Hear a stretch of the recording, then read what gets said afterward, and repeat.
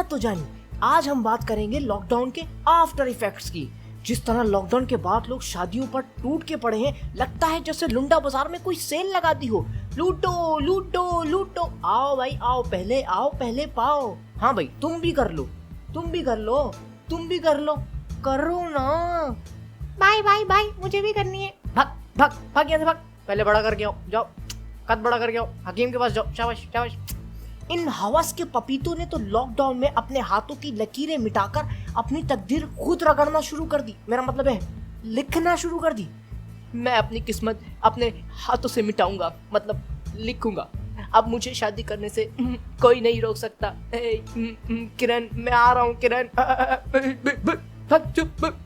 इस लॉकडाउन ने तो सख्त से सख्त लौंडों को भी पिघला के रख दिया। वो भी अपने तरसते हुए जज्बात लिए बंद कमरों के पीछे शादी हॉल खुलने की दुआएं कर रहे थे।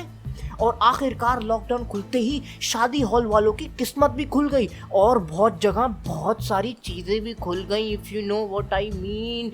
जैसे शॉपिंग मॉल्स यार, डर्टी माइंड्स, डर्टी फेलोज। अगर मैं कहूँ कि इस लॉकडाउन में सबसे ज्यादा मजा न्यूली वेड्स कपल को आया होगा तो शायद मैं गलत नहीं हूँ।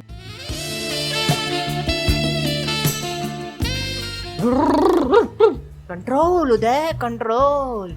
लेकिन जिन कपल के बच्चे थे उनके दुख का अंदाजा तुम नहीं लगा सकते शक्तिराम, तुमसे ना हो पाएगा। इस लॉकडाउन में वैसे तो सबने ही लोगों की मजबूरियों से फायदा उठाया है, लेकिन कुछ ऐसे भी थे जिन्होंने लोगों की उठी हुई फीलिंग से मजीद फायदा उठाया है, और वो है मास्क बनाने वाली कंपनीज। और मैं फेस पे पहनने वाले मास्क की बात हरगिज नहीं कर रहा हूँ। लॉकडाउन खुलते ही सारी चीजें अपनी जगह पर आ गई, सिवाय लोगों की हडरामी के।